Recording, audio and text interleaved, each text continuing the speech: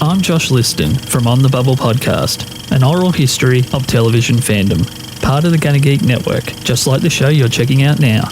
Shows on the network are individually owned, and opinions expressed may not reflect others. Find other awesome geeky shows at GonnaGeekNetwork.com. Howdy, stranger. This is Hauser. If things have gone wrong, I'm talking to myself, and you've got a wet towel wrapped around your head. Now, whatever your name is, get ready for the big surprise.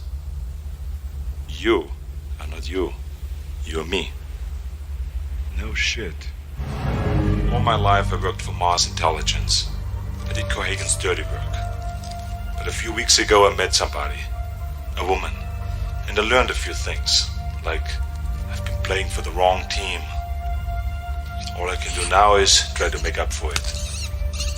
You see, there's enough shit in here to fuck Cohagen good. Now, unfortunately, if you're listening to this, that means that he has got to me first. And here comes the hard part, old buddy. Now it is all up to you. Great.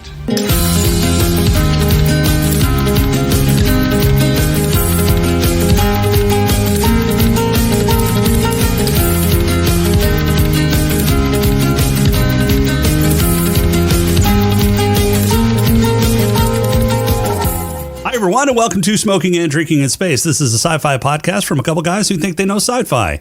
And this week we dig through our forgotten memories and review a film about digging through forgotten memories, starring Arnold, Sharon Stone, and Michael Ironsides. It's 1990s Total Recall.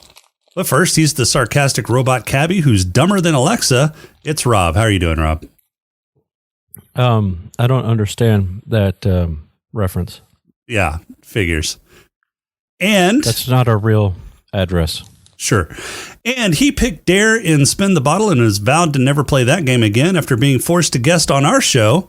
From the Cantina Cast, it's Jonesy. How are you doing, Jonesy? I'm doing great, man. Thanks for having me back. It's been a while. Yeah, no. Thanks for coming back. It has been a while, hasn't it?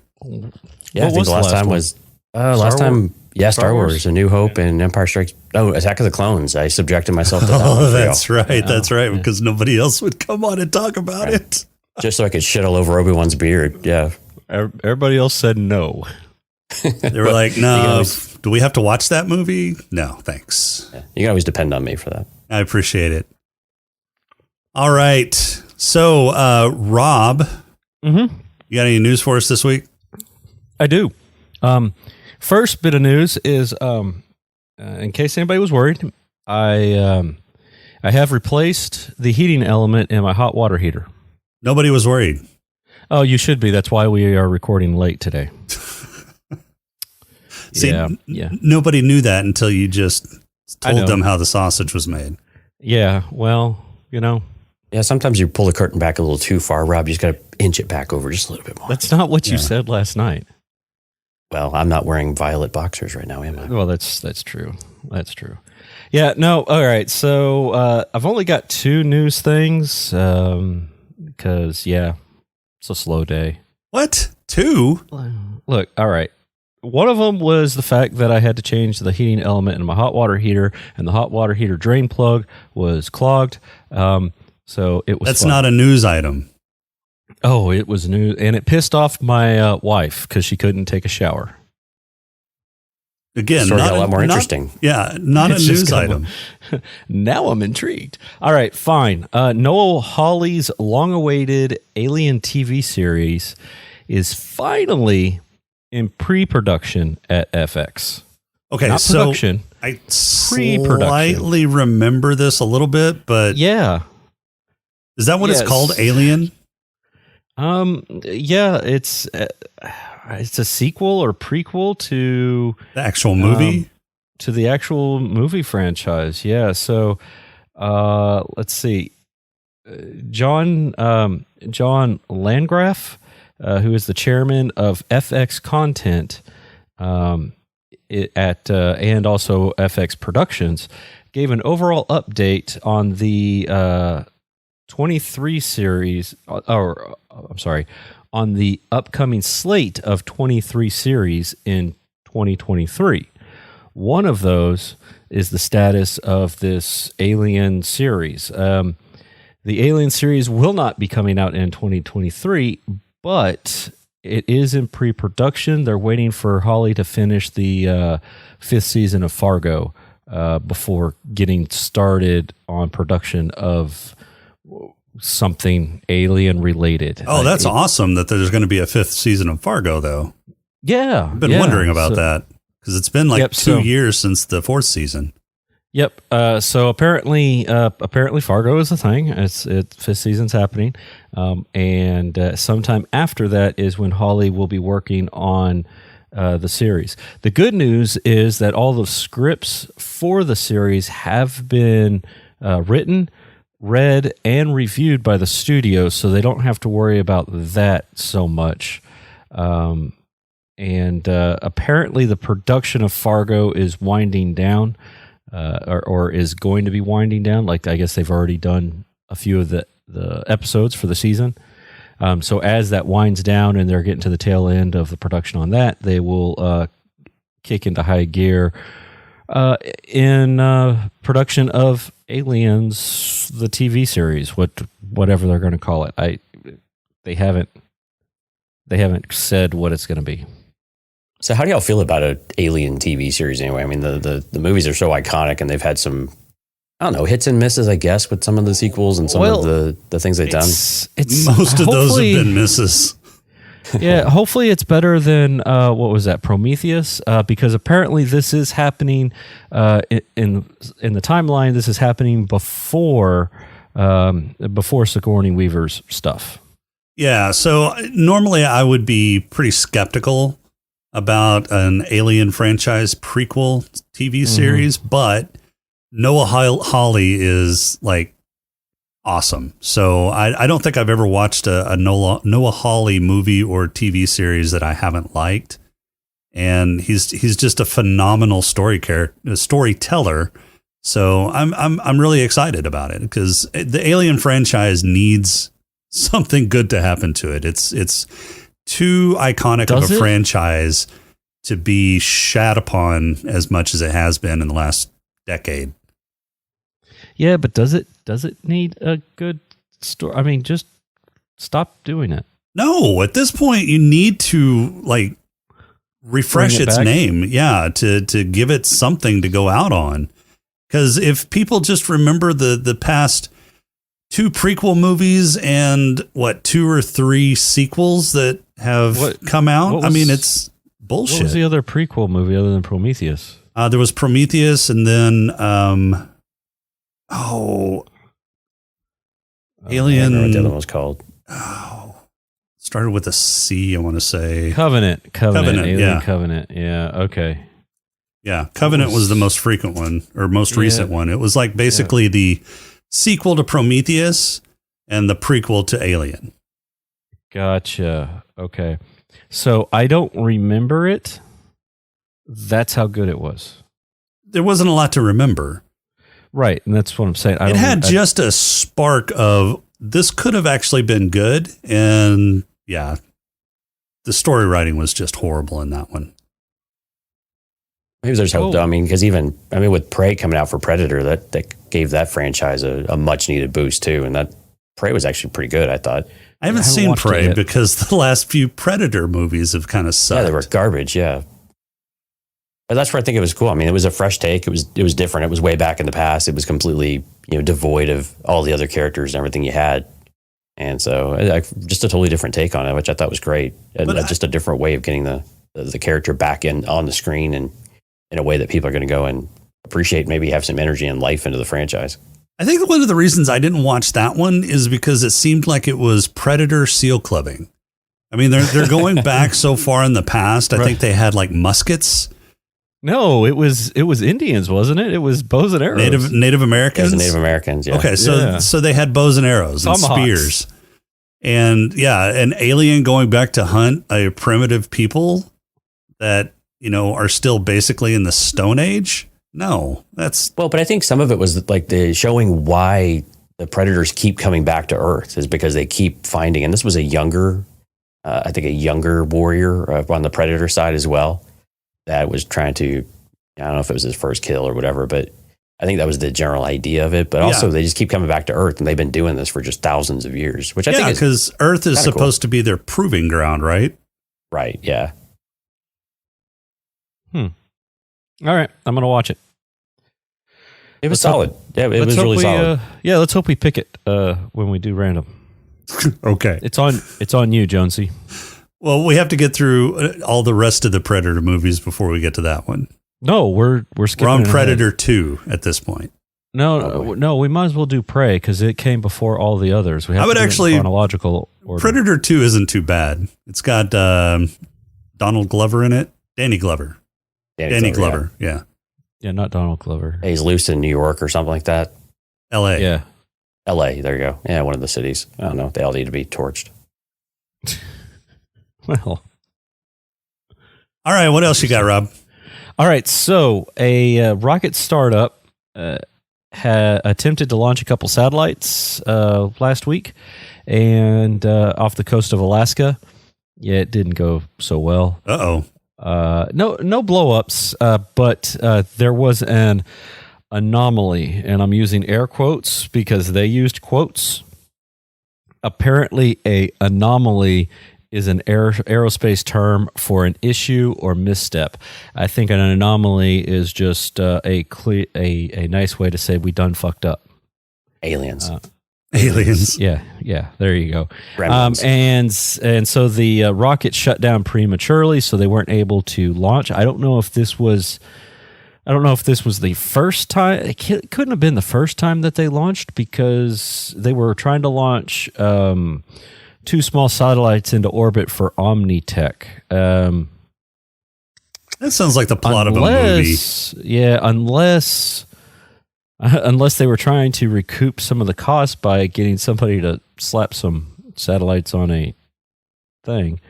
I don't know. So it was ABL Space Systems is the name of the startup. Did this result in like a rapid, unplanned disassembly? No, it shut down before launch, and we don't know why. Yeah. Cue X-Files music. Right. They don't know why yet. More news to come is what they were saying. We'll let you know. So I was just like, okay, another failed rocket attempt. But fun times. Anything else? So one last thing. I replaced the God damn it. heating element in my hot water heater today. It's not news. No, it's news. It's not news. And if it were news, it wouldn't be sci-fi news. Well, it could be sci-fi news. You don't know. I mean, me changing a hot water heating element. Am I that handy? Did you get mutant powers? Was there some sort of toxic radiation that came from it? There was a lot of scaling that came exploding out of the hole. And you ate it, of course. Yes. Well, it tasted like candy, and I got tired. It looked like rock candy. I got tired of waiting for the thing to not drain because the drain plug was closed. So I made it drain through the heating element hole. God. That was fun. Is this a gas or an electric? Oh, it's electric, and the power was off. So you forced a lot of water through where the electronic component or the electric component goes. Well, you screw the heating element in, and it's got a grommet and everything, and then there's a couple wires that attach to it. Nothing was attached to it when I unscrewed the thing, and then nothing was attached to it as the water came pouring out. But then you attached it back to the electricity. Did you make sure everything was bone dry before you turned it back on, or it's like slightly damp? It should be fine. No, yeah, everything except for the insulation, the hot water insulation was dried off. But the hot water insulation isn't touching anything. There's just a flap that's supposed to go up over everything to help, keep the heat in. That flap is open, and there's a fan on it all right now, making sure that it gets nice and bone dry so it doesn't mildew. I'm not a total idiot. I flipped the breaker on, ran upstairs, and got ready to record. So there could be a fire underneath me right now in the garage. I don't know. We'll find out. Just listen for the screams. Yeah. Listen for the screams in the middle of the podcast. Yes. All right. That's all I got. I'm sorry. It's been a slow day. I'll find something else. You want me to find something else? Nope. I'll find no. Let me find something else. We're done. Who's ready for a pod crawl? All right. Let's do it.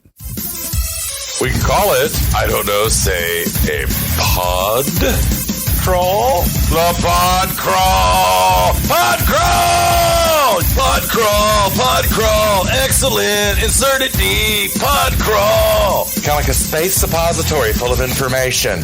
Douglas Quaid is an average Joe with a stunning wife and a desire to visit exotic locales like Mars, but not Saturn because Saturn is for chumps. Since his wife continuously dumps on his Mars vacation plans, Doug decides to take advantage of this new craze of implanted vacations. This is basically a way to get all of the memories of a luxury vacation without the headaches of travel on a pizza budget. Doug is upsold to the secret agent package where he will live out his fantasies of being Mars Agent 007, but something goes horribly wrong during the implanting process. Or does it?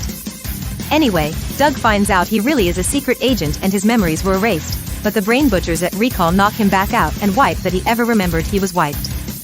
Doug wakes up in a cab heading home without any recollection of what happened and is heading up to his apartment when Harry, his fellow jackhammerer, brings some goons along to try and kill Doug. Turns out Benny was a sleeper agent assigned to keep an eye on Doug in case he started to remember stuff. Doug turns the tables and takes out Harry and the gang and heads up to his apartment now paranoid. His loving wife tells him there's nothing to worry about, just look into the barrel of this gun while I make all the bad things go away. They have a lover's quarrel, and when Doug wins the argument, Lori tells him that they aren't really married, those were implanted memories, and how about they bang one last time. Doug sniffs out a setup and runs away as another agency goon squad comes up to see how he's feeling. They chase him for a bit. He gets a mysterious case delivered to him complete with message from his past self telling him that his memory was erased and to use the industrial strength booger picker to grab the biggest nose nugget ever mined. Doug slips away straight to Mars dressed in drag, but goes all diva on the customs guy when he's asked if he's bringing in any fruit. Another quick getaway later, he's checking into the Hilton where he's left himself a brothel recommendation. His regular squeeze, Melina, is both happy and pissed to see him, and he tells her he doesn't remember her, which doesn't help. She thinks he's a double agent and an enemy of the resistance, so she tells him to fuck right off. Doug fucks right off back to the hotel where he meets Dr. Recall himself, who tells Doug he's trapped in his mind. He's not really a secret agent, he's still in the memory-making machine and his imagination has gone wild. Lori comes in to confirm that she's really worried about him, and please take the red pill and come home and back to jackhammering. Doug isn't convinced, shoots Dr. Braindrain in the head and is brought down by some wall-smashing goons. But as they are dragging him downstairs, Melina shows up and rescues him. They make their way back down to the resistance base while picking up a cabbie named Benny who always happens to be there when they need a ride. Doug gets to meet Quado, the leader of the resistance and a psychic who will tell your fortune for just $4.99 a minute. Quado surfaces Doug's buried memories, and Doug knows what he has to do. He has to give the people the air. There is a big steamer in the center of Mars that will slightly soften the surface, but not so much that it becomes mushy, and with a bit of butter and salt will turn into a delicious side dish for terraforming. However, the agency busts in at that moment thanks to Benny the sleeper agent, and they kill Quado and capture Melina and Doug. Velos, the evil corporate bad guy, lays out his plan. Turns out that Doug, who was Carl before they shook the Etch-a-Sketch, was one of the architects of this whole plan to infiltrate the resistance and kill Quado. And now that Doug has fulfilled his role, Velos wants to bring Carl back, because they were best buds and he misses their bro time. They strap Doug and Melina into brain-scrambling machines, but Doug is really strong and they use really shitty steel in those machines, so he overpowers a large steel bolt and breaks free of his shackles, takes out half a dozen nerds and he and Melina escape. They run to the big steamer, but get stopped on the way by Benny who has traded his cab in for a drilling machine. Doug drills Benny, plays cat and mouse with a bunch of goons and makes his way to the center of Mars' Easy Bake Oven. Velos tells him no, he will bomb the place before he lets Doug give the people the air, but Melina shows up and shoots him. However, he still manages to activate the bomb, which Doug throws down the trash chute/vent opening the area up to Mars' atmosphere. They all start to get sucked out like Rob sucking down a fudge round, But Doug activates the steamer before getting sucked outside, where they all start puffing up like a sopapilla for some reason. The steamer blows its top and shoots gaseous water out into Mars' atmosphere, which somehow makes it breathable, because in the future people breathe water.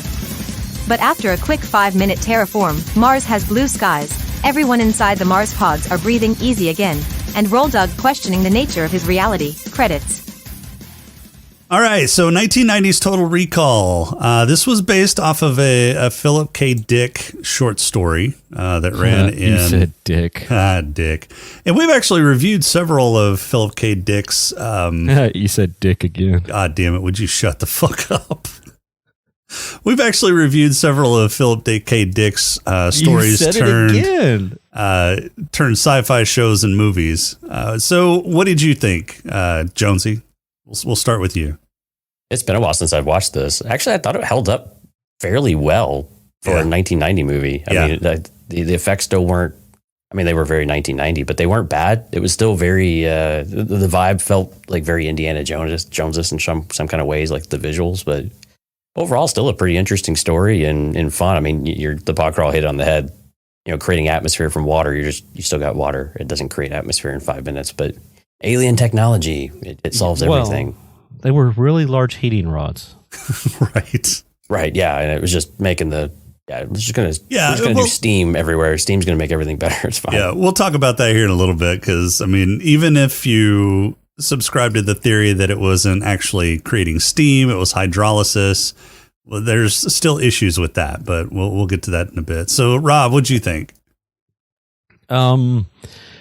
Yeah. I liked it. I like this one better than Blade Runner. So what? Yeah. Oh, that is just wrong. Yeah. Well, this one kept moving. Blade Runner is pretty methodical, right and long. This one, for a 2-hour movie, actually keeps moving. You're never in one spot for too long. Right. Yeah. I mean, that's definitely the difference between Ridley Scott versus Paul Verhoeven. They're two totally different direction styles. Paul Verhoeven is much more action oriented. That's not to say that his movies are bad. I love Paul Verhoeven movies, but they are much more action oriented, where Ridley Scott's are kind of brooding and very, very thinking and methodical. Yeah. No, I thought it was good. It does. Most of it holds up, you can tell that it is a 90s movie. The main thing being the in-your-face product placement. Pepsi logo. That they were doing. Pepsi logo. I mean, they had a bunch of stuff in there. Some of that product placement was just product placement that was there in the environment that they were filming in. So they shot part of this in Mexico City. Some of those billboards were actual advertisements in Mexico City. Right. But I mean, still, it's a lot of product placement. It reminded me of Demolition Man, because, everybody eats at Taco Bell now, Right. I mean, what really got it is, when the bad guy is threatening you and says, in 30 seconds, you'll be dead. I'll blow this place up and be home in time for cornflakes. Right. I just felt bad for him. Like, who the fuck wants cornflakes? Exactly. Right. Who the fuck eats cornflakes? Especially if you're rich. Apparently bad guys do. From Mars. Yeah. It's just has no taste. I mean, Special K is a much better flake-based cereal. So oddly enough, like the daily questions you get like on Microsoft Rewards, like it was asking which cereal is better, Cheerios or Frosted Flakes? I mean, there's clearly only one answer to that, right? Frosted Flakes. I mean, it amused me greatly with all the cereal discussion we've had over the years. No. Cheerios is better than Frosted Flakes. I know, Frosted Flakes is where it's at. Honey Nut Cheerios. Honey Nut Cheerios is better than both, yes. I'll eat Honey Nut Cheerios all day long. In fact, I'll be back in a minute. No, you won't. He'll rummage through the bag, too, just to make sure you get the full effect. Dude, I'm not even going to use the milk. I am just going to handful into the bag. Yeah. Now, this is a movie that I still enjoy, even after, 33 years? This movie is 33 years old. Good job with the math. Yeah. So if it's on, I'll not turn it over. It's one of those movies that I can have on in the background and watch every once in a while just to pick up.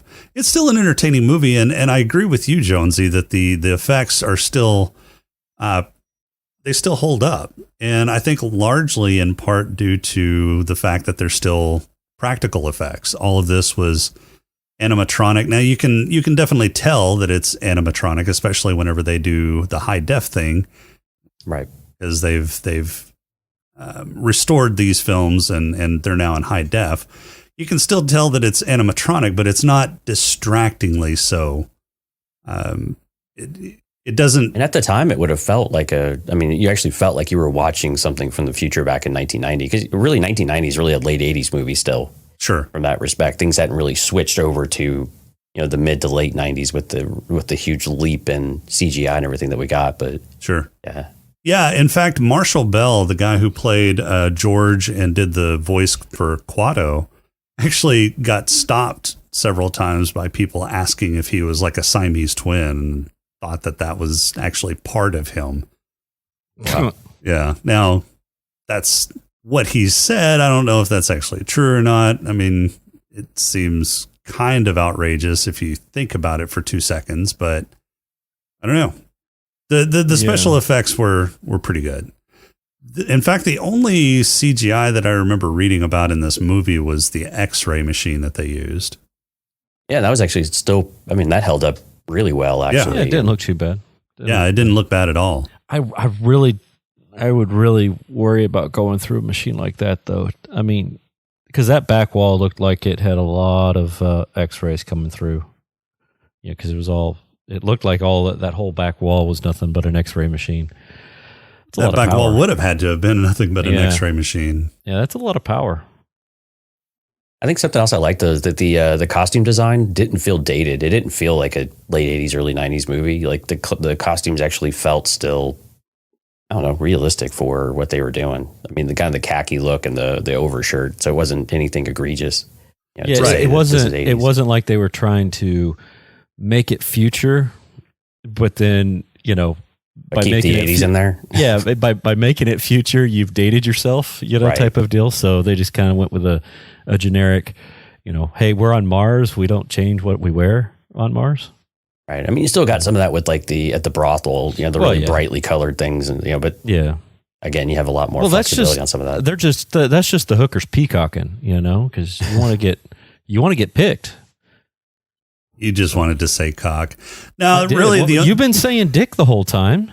The only thing that you could really tell as far as costuming from the movie that it was from the 90s or from the late 80s, early 90s was, one, the hair. The hair was definitely early 90s hairdos. But the aerobics workout gear that she was using, so that unitard that she did with the leggings, that was definitely 90s wear right there. With the scrunched up sock legging things? Yeah. So, and that reminds me, the news, the TV, the TV wall thing that they had in the apartment, I thought that was pretty cool. As far as it being part of the wall, we've seen that before, but the I would assume that's CGI or compositing at the very least. Probably compositing, probably it's probably green screen. Yeah, green screen, blue screen, whatever it was back then. But I mean, we've seen that in movies before this one too, because they did that in Back to the Future 2. Right. But I thought it looked pretty good. It wasn't overtly obvious that it was imposed on, superimposed on there, type of deal. They did a pretty good job of melding it together. But it was odd that they kept that. They had that in the home, but in the buses and things like that, they still had the CRT. Yeah, they had that was the only thing that kind of it was really high tech lab, but they've got a CRT for a monitor. It's right. Okay. I thought we could have done a little bit on this, but the effects budget was probably pretty high. Yeah, but I guess my only complaint, effects wise, was I'm guessing it was probably blue screen back then. But some of the blue screen on Mars was pretty rough. But again, trying to do red, that really orangish red, is so difficult. With your subjects, especially with paler humans, Caucasians in particular, it's really tough to get that right. So your color correction and that was kind of a mess, but other than that, pretty good. Yeah, especially whenever they were in Cohagen's office and he had that big wall behind him that was a window into Mars, and it was like a deep red because I guess it was supposed to be close to night. That was really telling. You could definitely tell that was a composite, or he was standing in front of a green screen because the green screen was kind of bleeding into his silhouette. So Arnold Schwarzenegger was the main character in this. He actually wanted to do this role with Peter Verhoeven because he liked RoboCop. He really liked what Verhoeven did with RoboCop. He was not the first person to be cast for this role. Really? I think, so Patrick Swayze actually had it before he did. This was actually starting to film in Australia, and then the production company that was filming it at the time went bankrupt. That was De Laurentiis's company.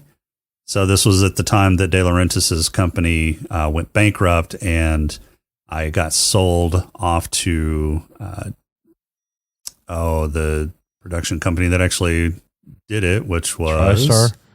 No, Carolco Pictures. Oh, yeah. It was distributed by TriStar. It was produced by Carolco. So Arnold Schwarzenegger convinced Carolco to actually buy the production rights for this movie, and they started filming it again in Mexico City, where eventually everybody got sick except for Arnold and one other person because they didn't drink the water. Because Arnold had gotten sick on Predator from drinking the tap water, so he had learned his lesson. Yeah. He's like Montezuma's revenge for him. But yeah, so he wanted to do it with Verhoeven because of RoboCop. But yeah, it was Patrick Swayze before him. The role was also floated to Jeff Bridges. In fact, the Doug's career was actually as an accountant before Arnold took over the role, and then they switched it over to his construction role. Because having guns as an accountant is just unheard of. That's overkill. Yeah. It fits with his character a little bit better. I like though that, and that reminds me. I like how they, his buddy is using the jackhammer and it's just shaking the shit out of him, and Arnold's just over there going, "What?" It's like it's not even moving. Well, and I think everybody wanted to see Arnold with his muscles vibrating with. Yeah, you get the gun show, man. Yeah. Well, that was really the only time, because it really was. Yeah, he had a shirt on most of the time. A shirt or a jacket on. Yeah. Well, there was the scene in bed that morning before he went to work. Look, that was like 30 seconds after the film started, though. Where he was naked in bed too. Totally nude. Yeah, he was. Yeah. Yeah, he bent over and there was no undies underneath there. Yeah. I don't know, if I was laying next to Sharon Stone, I'd probably be sleeping naked too. Well, I mean, if the script calls for her to jump on you, I mean, if you could get a happy accident, that'd be awesome. I tell you what, she was a little horn dog. Yeah, she was. So what would you think about somebody like, I just can't see Patrick Swayze in this role. No, he would have been, it would have been a totally different movie. And Jeff Bridges, too, would have been just totally different. And I thought this role really fit Arnold so well because just kind of that lovable, laughable, like the accent and stuff. It just, he plays that, like, I don't understand. Like, it just doesn't make sense to me for whatever reason with the accent that comes through. It just works. Yeah. A little bit better, and plus, you look at him, you're like, you're the specimen of a human being.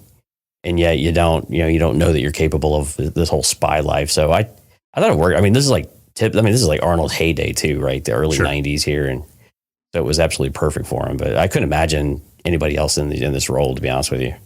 Yeah, I couldn't. Jeff Bridges, I can kind of see, but it would be a different movie. I don't think it would be nearly as action oriented. I think it would be more or feats of strength. No, not feats of strength. It definitely wouldn't be putting his physique on screen. Patrick Swayze could have pulled off a more action-oriented role, but I just don't see Patrick Swayze having the demeanor that this role would take, because I think it does need sort of this kind of jovial, but I don't know. It's just the look. Arnold Schwarzenegger is not known for his acting chops. I think he does fine, and I think he's become a much better actor throughout his acting career than he was, back in the beginning when he was doing things like Conan. Right. But he's never been, somebody that you would go to as a great like character actor, right? Right. And a role like this just fits him, though. You can step in, you can be active, you can be physical. Right. But they were a little heavy on the one-liners, I think, on some of it. They were trying to get that aspect of him to come out, but the delivery just wasn't quite there. Sure. But they were trying, though. He'd refine that a little bit later with like T2 and Terminator and all that. But well, T2 didn't come out much after this. It was the next year that this came out. Now, True Lies came out a few years after that, and I think he really nailed that role too. Yeah, I think that's probably my favorite role of him, actually, is True Lies. Right. I mean, he like actually switches it over and goes into spy mode and actually has all the Yeah, he's playing like two totally different people there, yeah. Oh, I was looking here to see his filmography, just to see where it kind of landed in the grand scheme of things. So he had done Conan and all that kind of crap. Terminator in 84, Predator 87. He did Twins, which is kind of interesting, which is a comedy, in 88. So yeah, but that wasn't great. No, but it was Danny DeVito. It was Arnold Schwarzenegger. It was kind of funny. It was. I didn't really enjoy the premise that much, but Kindergarten Cop right after that, which we got his second famous line after getting the chopper. It's not a tumor, right? Yeah, so it actually was kind of a cute movie. That one was, yeah. I liked Kindergarten Cop, but again, he was pretty stiff in that movie too. Well, absolutely. I mean, he was still a cop. Yeah, I mean, it was still supposed to be. I think it played again. It was like one of those roles that worked for him too, like because you don't expect him to have emotion. He's trying to deal with children, so it's absolutely. It's like, who else are you going to have in there that's a complete stiff otherwise? So Last Action Hero, Terminator 2, True Lies. So yeah, this was like right when he was starting to get better. Then he took a misstep with Batman and Robin. Oh, that was just an awful movie all around. Many people took missteps with that movie. Yes. Yeah. The Schumacher era Batman movies were just awful. All right, so let's get to some of the special effects, because I know that Rob is just dying to talk about three boobs. Three boobs. Get it out of your system, Rob. No, I'm good. Whatever. Yeah. Benny got to play with him, so. Yeah. Yeah, that was kind of an awkward scene, though, wasn't it? It was, yeah. But everything with Benny was kind of awkward. So was anybody surprised that Benny was a double agent? No. He seemed too there. Too conveniently there. Yeah, he was always there when he was needed. Hey, I'm a taxi driver. I'm going to lead you directly to where you need to go. I'm not going to drop you off and try to get another fare. I'm going to get out of my car. I'm going to walk you through the crowd. And I'm going to point you right there. And then I'm going to sit out here and I'm just going to wait for you. Yeah, that didn't seem suspicious at all. Well, right, but it was also early 90s. Like a part of me was like, okay, this is just convenience. This is how they do movies back then. It's always the same person over and over and over with the cab. So I didn't think too much about it actually up front. Until I think it was probably one of the things you just mentioned, Rob, where it was like, okay, that was a little too convenient. So something's definitely up here. But I mean, I've seen the movie a bunch of times, so I knew that. But it wasn't. I mean, given that he was an alien too, it didn't make sense that he would be a double agent, right? Yeah. Yeah. Well, the fact that he was a mutant. Yeah. Mutant. Right. But then you get the shootout scenes, and he's literally standing in the middle of everything and doesn't get touched. So it was kind of like. I know in action scenes in the 90s, the heroes don't get touched, but still it was really obvious. You can attribute that to plot armor.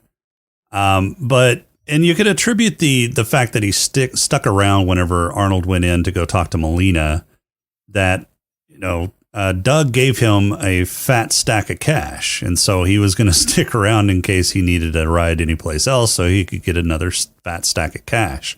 Well, he had 3 kids to feed. 5. 4. Oh, shit. 5, you guys 6, found 9er. Damn it. Can't get my story right. Right. No, so yeah, he was a little bit too convenient, and I kind of sniffed that out. I think even the first time that I saw this movie. So here's a question. Do you think this actually happened per se in the movie, or do you think it was all a dream? Do you think he was stuck in the machine, or this was just the memory implant, or do you think it happened? No, I think it happened. You do? Why? Just because I think it happened. I mean, okay, so if it had, okay, I would be more questionable on whether or not I thought it happened if the movie was shown from Quaid's perspective. For the most part, it was. But they kept switching over to the bad guys or to the other stuff.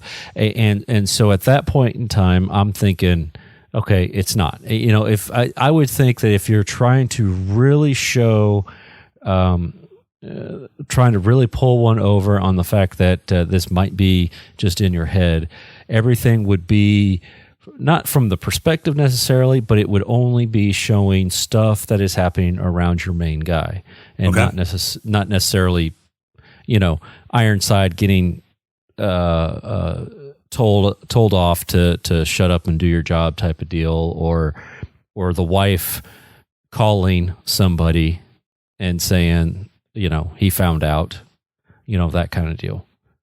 Okay, that's what I would think. So it would have been more like Truman Show, basically. Yeah, more or less. Yeah. I think something else, though, if they wanted to do that mind trip on the audience, they would have had something at the very end that would have made you question, like, was it all real or not? I think they were kind of doing that throughout, but the way that they left it off, it pretty much solidified for me that it actually happened. Well, but they did leave something at the end, right? So did they? Yeah. So the very last line is, do you think this is all a dream? She asks him, do you think this is all a dream? Or he says, I just had a horrible thought. What if this is all a dream? And then she says, kiss me before you wake up. And then they fade to white, which is unusual because most movies fade to black, right? And the fact that they foreshadowed a lot of what was going to happen at the end of the movie throughout the movie. So whenever he first goes into the machine, the first time he goes to Total Recall or to Recall, they're putting in the program, right? And then the doctor goes, a blue sky Mars, that's new, which foreshadows that Mars is going to have a breathable atmosphere at the end of the movie. The salesman says that by the time your vacation is over, you will have saved the planet, gotten the girl, and killed all the bad guys, which happened by the end of the movie.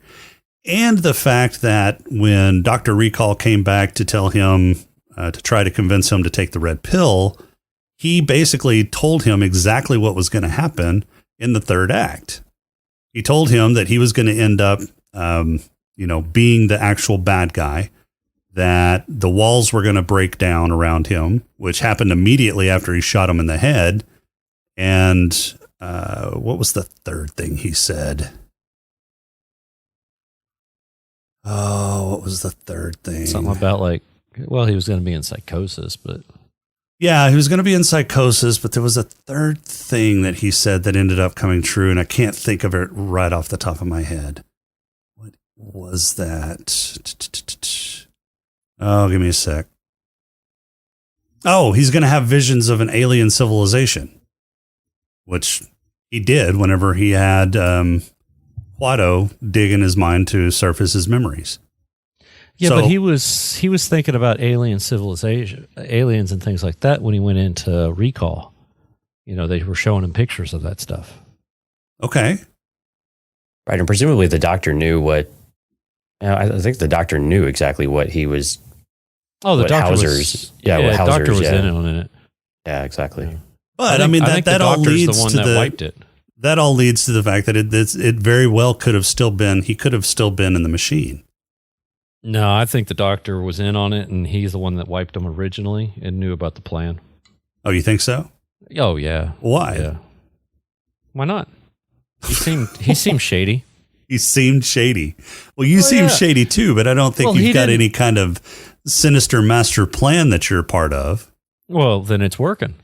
Well, see, I will say this though, Jason. I think when you think about why they kept him alive, that would make a lot more sense than I just wanted my friend back, basically. Like that we were BFFs and we wiped his brain. So that there's a lot of questions and a lot of credibility to use what you're saying. That it could have all still been a dream because that was all pretty weak from the very beginning about why would they keep him alive? Why would they continue to do all of this stuff? It was just his friend. He wanted to bring him back at some point anyway. Well, but it kind of made sense that they were trying to keep him alive if you believe the reason why he got wiped in the first place. They were trying to get a way for him to get infiltrated or get into to infiltrate the resistance to kill what's his face. So But after he's infiltrated the resistance and done his job, what's the point of risking keeping him alive? He's the guy's having a party. His best friend looks like that. You know he's going to be pulling chicks. Oh, he's hoping to get a little side action. He's hoping to play wingman and wingman, sloppy seconds, thirds, whatever. But the dude had money. He didn't need any of that. They all flocked to him anyway. True. That's only because he controlled the air. That part is very true as well. Yeah. When you control the air, you control Mars. Well, that's true. Now, okay, so who are the aliens? What happened to the aliens? Yeah, we don't know. They didn't go back to that part. Right, but I mean, yeah. They built this big giant thing and never started it up? Or maybe they have to that's a good question. Have to put their hand on why it. would aliens need oxygen? Maybe they breathe oxygen. Maybe they breathe water, and that's why it was a giant steam engine instead of really oxygen. What they needed. Yeah. It's like one big sauna.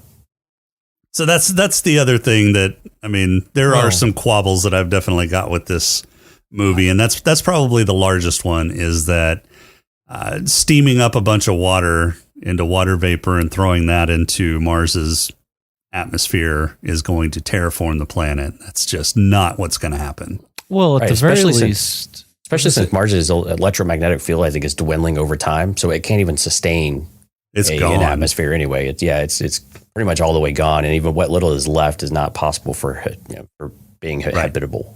Right. So solar winds are just going to basically blow that atmosphere out into space anyway. Right. Not only that, but you blow a bunch of, Mars is really cold. It doesn't have enough atmosphere to hold heat. You blow a bunch of steam out in the air, it's going to come down as snow. But I mean, this was also back, you think about the 90s though, it was also a time where Mars seemed like an actual legitimate path for humans to go and populate, right? It was kind of in that craze too of the 80s and 90s where Mars seemed like it was something that we would actually, something that would be attainable or achievable, especially as ozone layer and those the types like the pollution and stuff started to really take hold in the United States and across the globe in particular. But let's just for the sake of argument say that it wasn't just steaming up a bunch of ice into the atmosphere. They were actually using hydrolysis, where they're actually separating the hydrogen from the oxygen. That's going to lead to another huge problem, that if anybody lights up a cigarette outside, they're going to blow up the planet. Right. Yeah. Yeah. And you have no vegetation either, right? So how Earth did it, of course, was through microorganisms and actually processing of all of it and actually, creating an ecosystem effectively. Right. And there's nothing. I mean, Mars is barren, so there's nothing to keep that cycle going. So a volcano of steam, again, you're just venting at that point. There's nowhere for it to actually be trapped and do anything with. But just don't worry about that. That's for the next generation of Martians to deal with. Right now, start planting trees now. They can breathe. That's all that matters. Breathe. It looks like rainfall is going to start happening. Where there's rain, there's grass. Because that's how grass is made. Yeah, it is. True. Yeah. Well, yeah. There will be green dirt. Green dirt everywhere. Yeah. All right. So what quabbles do y'all have? All right. Signal goes through the walls. Concrete. All kinds of stuff. I'm talking about the nose booger. But can be blocked by a wet towel. Right. So are you telling me that every time the dude took a shower and dried himself off, they lost the signal? I don't think they were trying to track him that closely at that point. Yeah, because they had Lori there, so she could visually have eyes on him all the time. Yeah, but still.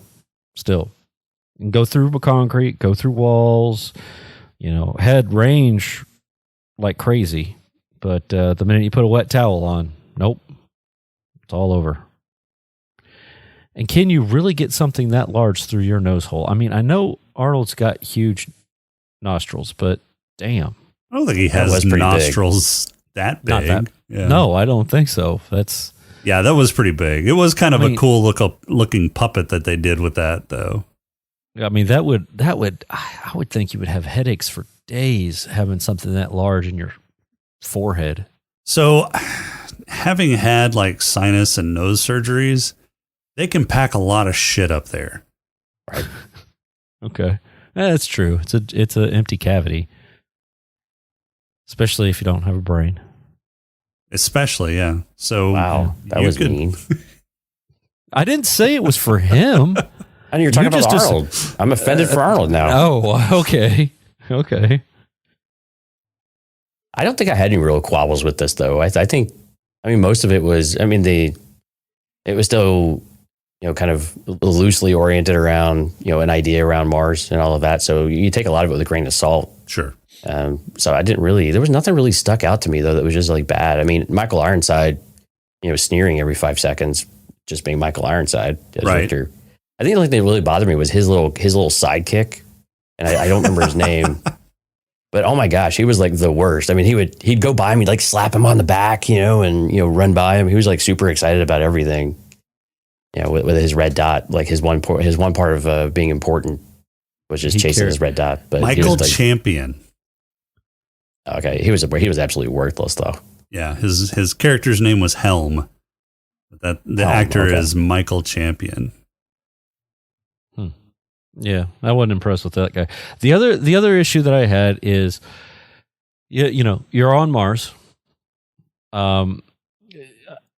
Depressurization is a thing. It's very much a thing that could happen. Apparently, I mean, they had the forethought to think about it.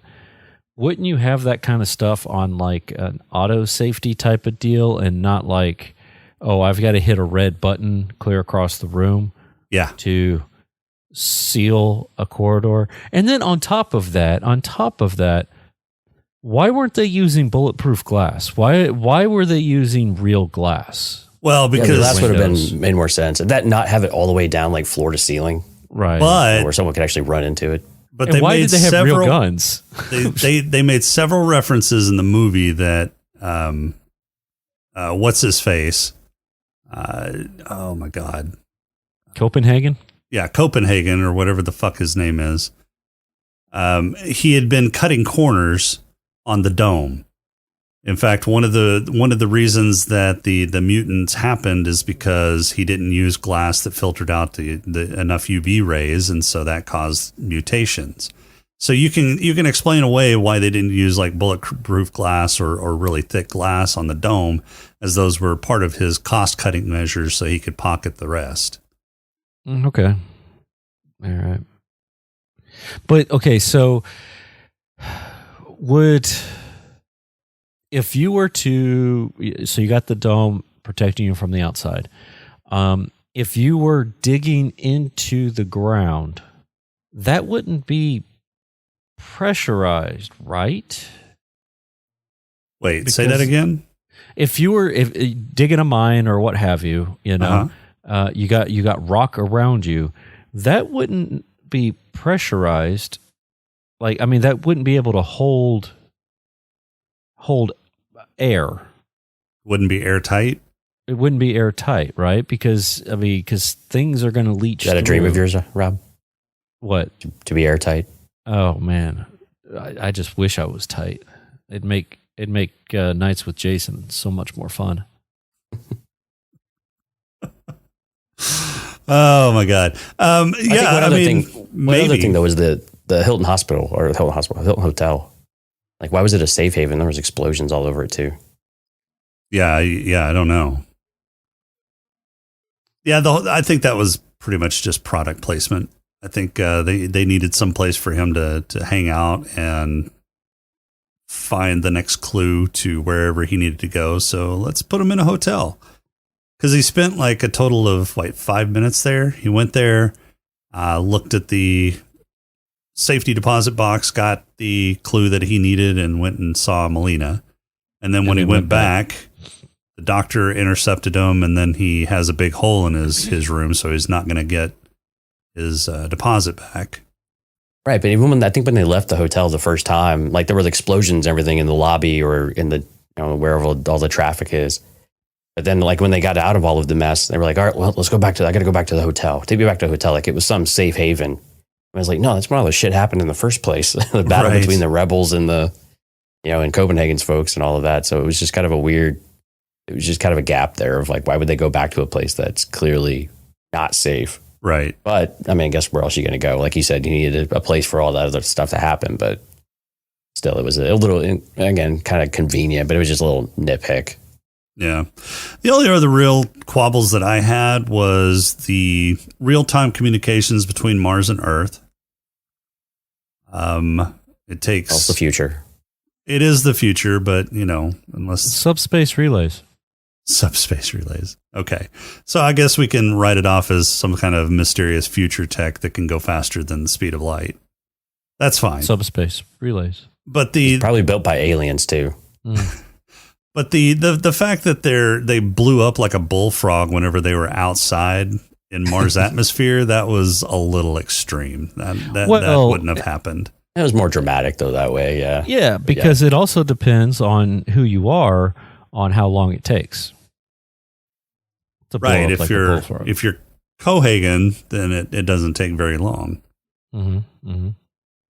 We had very thin skin because he's older. Oh, is that what it is?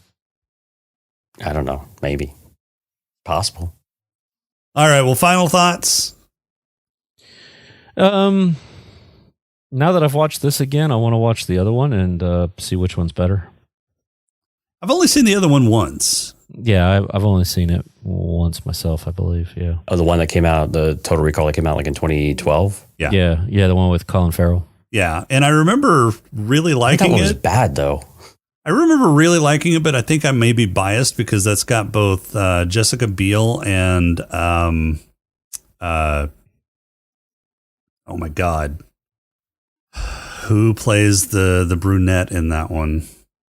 Oh, we're gonna have to look. Yeah. Oh, research on the fly. Research on the fly. She did the vampire werewolves thing. Jessica Biel, Kate Beckinsale. Kate Beckinsale. God, why couldn't I remember her name? Because she is so hot. Oh. Yeah. So Kate Beckinsale and Jessica Biel were in that. So Still that may have so hot. That may have shaded my opinion of that movie. I've never seen it. I saw the ratings on it were like 30% or something for, I don't know if that was Rotten Tomatoes or whatever, but 31% for Rotten Tomatoes. Yeah. Yeah, I don't think it did very well either. 198 million on a 125 box budget. Yeah, so it didn't make its money back. Yeah. Colin Farrell's an interesting choice for a newer one though. Like a Jeremy Renner, I could see in that kind of role would be pretty good. Well, this was back when Colin Farrell was doing a little more action too. Right. This was kind of back in his prime. Yeah, 'cause he's Jeremy doing- Renner would play really well in that role, though. All right. So, Rob, you got a haiku for us this week? I do. This one is titled "A Good Time." Three-breasted hooker. You can motorboat with friends. Sharing is caring. God. Oh, you're awful, awful, awful. Anybody got awards? I wrote that before even watching the movie. Did you do that while working on your water heater? No. I actually wrote that probably like 4 days ago. Oh, wow. While I was driving home, I was like, okay, three-breasted hooker. That's 5 syllables. All right, now what can I do? Motorboating. Perfect. It wrote itself. All right. I'm surprised Benny didn't try to motorboat. Oh, he seems didn't like- have time. That's true. He seems like that guy, though. That was next. He was fondling them to see what kind of action he was going to get out of them, and then the next thing was going to be motorboating. That's in the director's cut. It's in the Rob edition. Sure, All right, who's got awards? I do. Yeah, I've got a few awards here. All right, Jonesy, who's got your black lung? I gave it to Johnny Cab because with the explosion, he's just fried to a crisp, and he's having a pretty rough day there. But there was really no smoking, I think, in this whole movie. I didn't see any drinking in this. I didn't really see a whole lot of drinking in this movie either. I mean, some in the bar, but no, yeah. When the cab crashes and Johnny Cab is just there lighting himself on fire, and his tongue is kind of semi sticking out. Yeah, Johnny Cab. And so it was Roberto Picardo that actually did the voice for Johnny Cab. And it kind of looks like him too. I think they based the look off of Right, yeah. of the Johnny Cab off of Robert Picardo. Rob? I didn't really go any direction, so I guess it's going to go to Doc Cottle. Okay. On this one, because there wasn't any really smoking, and I didn't even think about Johnny Cab. That would have been a good one. Yeah, and I didn't want to use like oxygen clouds. That just Mars gets the black lung. Poor guy. No, Mars wouldn't get the black lung because they banned smoking on Mars, right? You couldn't smoke anywhere on Mars. Now I'm talking about just because of the oxygen clouds. Oh yeah, the steam vent, the cloud, yeah. Yeah, it was interesting that there were no smoking scenes or nobody was smoking in the actual in the scenes on Earth either. So that was interesting. I guess mine will go to Doc Cottle as well. Yeah. All right, so Jonesy, who's got your head lesh? I didn't have one because I didn't really see anybody getting totally plastered or wasted. Okay, so honorary Richard Dawson. Yep, Richard Dawson. All right, Rob. I just gave mine to the bar patrons at the Hooker Motel. Yeah, bar patrons are going to get mine too. Yeah, there was stuff around, and the bar was advertising Killian's Red, so yeah, I'll give it to the bar. I figure everybody there, or at least some people there, are drinking Killian. So yeah. All right, Jonesy, who's got your player? I gave it to Richter's tongue for what he does to Sharon Stone, to Lori, when he shoves his tongue in her mouth. It was like really grotesque and nasty. And I was like, I don't ever want that to happen to me ever. Please, like, don't. No. Dear Michael Ironside, learn to shove your tongue in a woman's mouth, please. Wait. That was disturbing. Wait, you don't want Ironside's tongue to get shoved in your mouth, or Nope. you don't want or anybody else's, Rob. I don't even want that for you. You don't want Sharon Stone's tongue shoved in No, your I mouth? will take hers, but I didn't want Michael Ironside's though. Okay. Because that was just disgusting looking. Well, maybe Like his tongue got all like puffy and like round and stuff. This is the thing I remember most about this movie was Michael Ironside's grotesque, like shoving his tongue into Sharon Stone's mouth. When she was done, she probably needed like a napkin. Probably. Rob. I gave mine to Arnold because 3 minutes in, and he was banging Sharon Stone. Well, yeah, but they were supposed to be married. That's not really an accomplishment. Yeah, but I mean, and Lori was sitting there. I think just fought and everything, and she was trying to jump on him after. Yeah, I think she liked what he had. Well, she was buying time, but yeah. Not that morning. Not that. Oh, morning. right, yeah, yeah. That's what I'm talking about. I think she was trying to distract him from his dreams of Mars. Okay, maybe. Still, give it to him. All right. So mine is going to go to Melina. So basically, she hasn't seen him for years. She basically shoves him away, but convinces him to come back whenever she rescues him from certain death after he gets captured at the hotel. Okay. All right. So Jonesy, who's got your purple hippo? I mean, the obvious one is Quaid, I guess, because he is just on a complete mind trip the entire time. He doesn't know what's real and what's not real. So that was the easier one. But also like Quado and Quado's host. Right. And when that guy, when he came out, man, he was like he was just in total la la land. Right. He can't only work. He can't operate 3 brains. He can only operate 2 at a time. If Quado's there, then the other head's got to take a second. I mean, it's like, which one's going to dominate? It's got to be the lower head with Quado.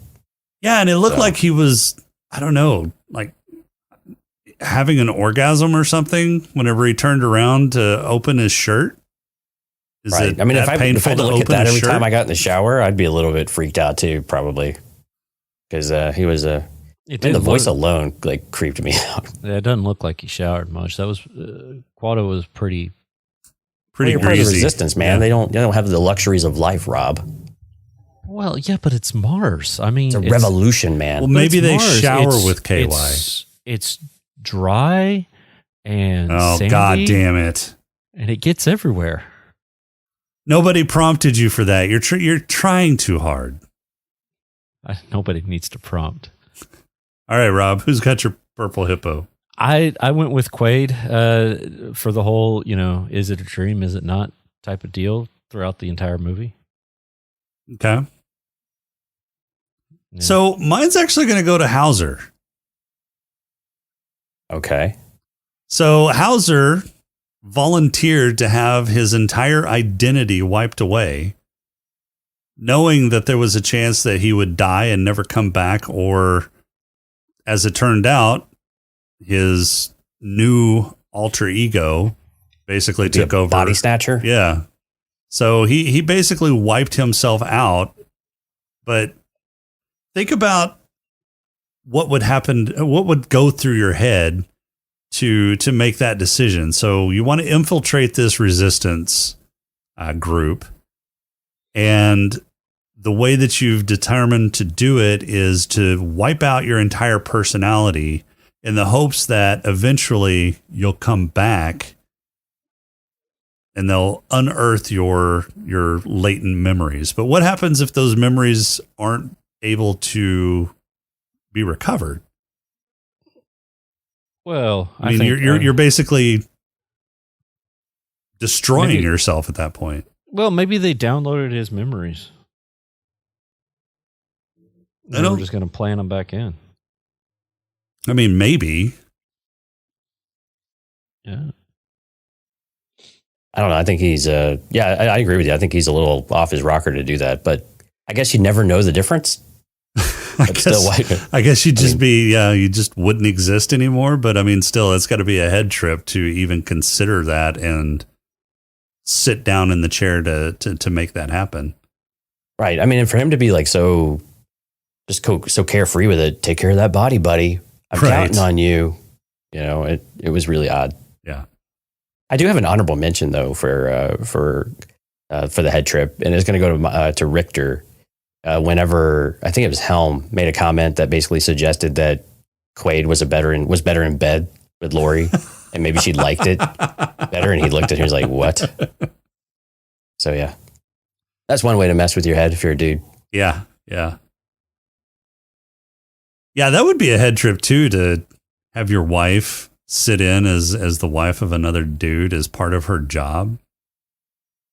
Yeah, I mean, and how long was that job supposed to be? I mean, how long was the duration of it? So, I mean, but I guess they'd only been together a few indefinite. months at that point. Yeah.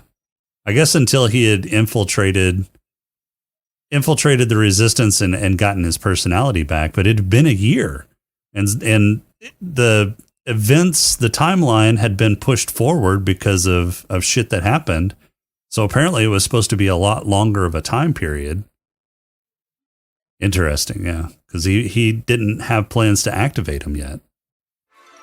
All right, well, it is time to pick our next movie. And just so that we have somebody to blame, Jonesy. Oh, great. This is why I showed up, was just to pick a number. You also get to say stop. Yeah. Oh, I do? Oh, why do you, if you pick a number, why do you say stop? Well, because I'm randomizing the numbers. Yeah, so there's a so random it's double number. random. Oh, okay, I got you. There's a random decimal, and then he sorts it, and then you pick a number there based off of that sort. Right, and if I recall from some earlier episodes, you go to 4 decimal places, right, Rob? It's more than that sometimes. Oh, okay. I thought that was the minimum. All right, well, I'm going to go with 31. You're going to go with 31. Okay. I didn't even have to give you a range. You just That's usually came between prepared. 100 and 150. Yeah, 152 was... Somebody that truly listens to our show, he knows. How many are on mine? Oh, I have no idea. What do you mean? How many are on yours? Actually, it's about 100, isn't it? Yeah. Yeah. All right. Well, let me know when to stop.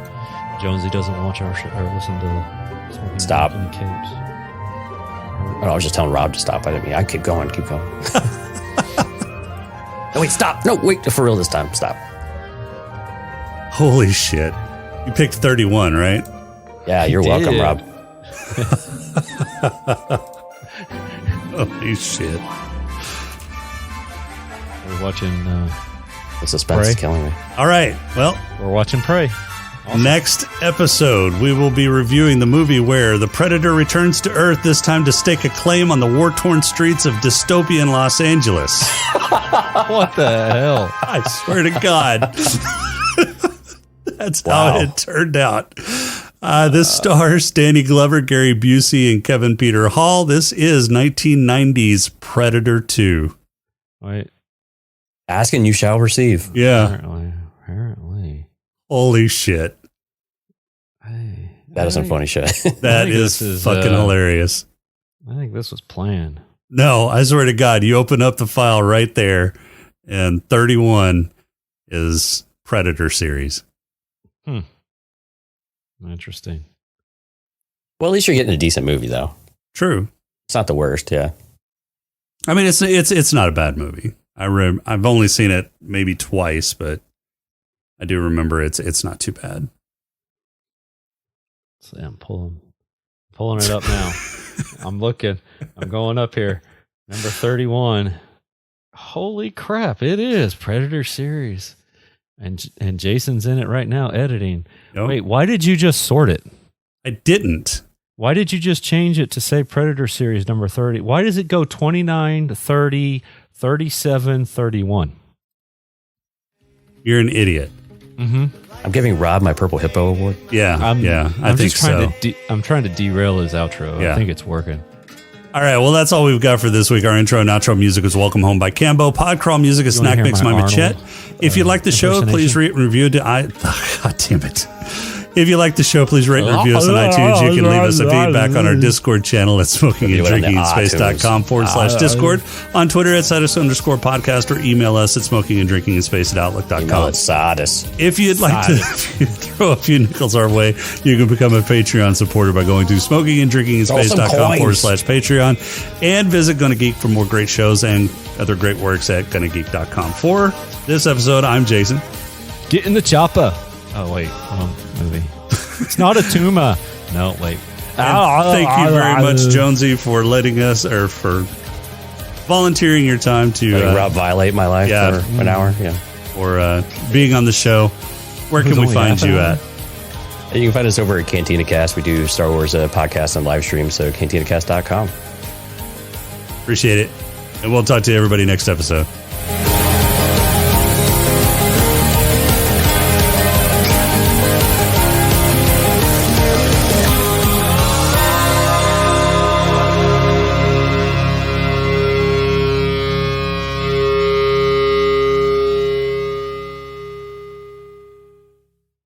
right, 1990s Total Recall. So this is... hold on a second. Hold on. I got to turn you back up. Okay, there we go. Your pod crawl was clipping hard. Really? Yeah, it sounded like it was screaming into the mic. 'Cause I haven't changed that at all.